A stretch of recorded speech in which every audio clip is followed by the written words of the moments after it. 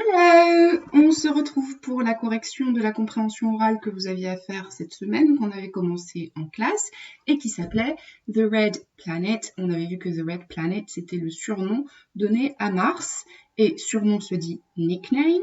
Vous l'aviez noté normalement dans votre vocabulaire. Alors, il ne restait plus que quelques questions à répondre. On va regarder ensemble. Question 2. Watch the first part again and match an action with each of the following words.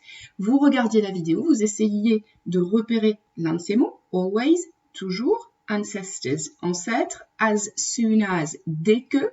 Modern, moderne. Shortly after, rapidement après.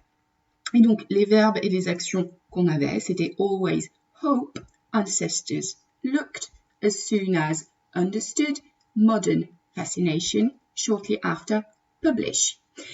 Dans la question 3, vous deviez repérer toutes les œuvres qui avaient été inspirées par Mars. So, we had books, novels. Alors, la différence, c'est que books, c'est les livres d'une façon générale, et novels, ce sont les romans. Movies and shows. Shows, ce sont les spectacles. Et vous deviez expliquer pourquoi. Donc, on avait une scientifique qui nous expliquait « Because it's the next planet and it looks really cool ». Que veut dire « the next planet » ? Ça veut dire que c'est la planète suivante. En effet, si on regarde, Mars est la plus proche de la planète Terre, donc Earth and Mars.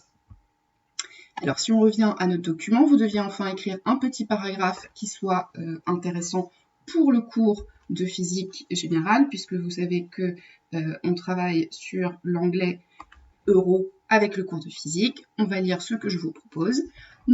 Mars is the closest planet to Earth.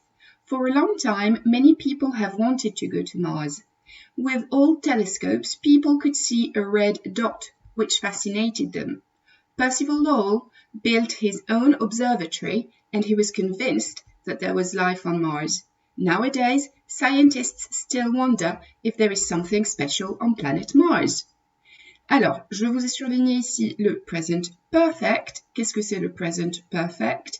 C'est un temps qui sert à faire un bilan du passé dans le présent. Donc ici, on fait bien un bilan. Les gens ont voulu aller sur Mars depuis longtemps. Et donc, on met bien have plus le participe passé. Donc, on rajoute ed au verbe, à moins qu'il soit irrégulier, auquel cas, vous le trouvez dans la troisième colonne de votre liste de verbes irréguliers. For a long time, qui veut dire depuis longtemps. Donc, je vous demande de bien vouloir noter la correction dans votre cahier et on se retrouve très prochainement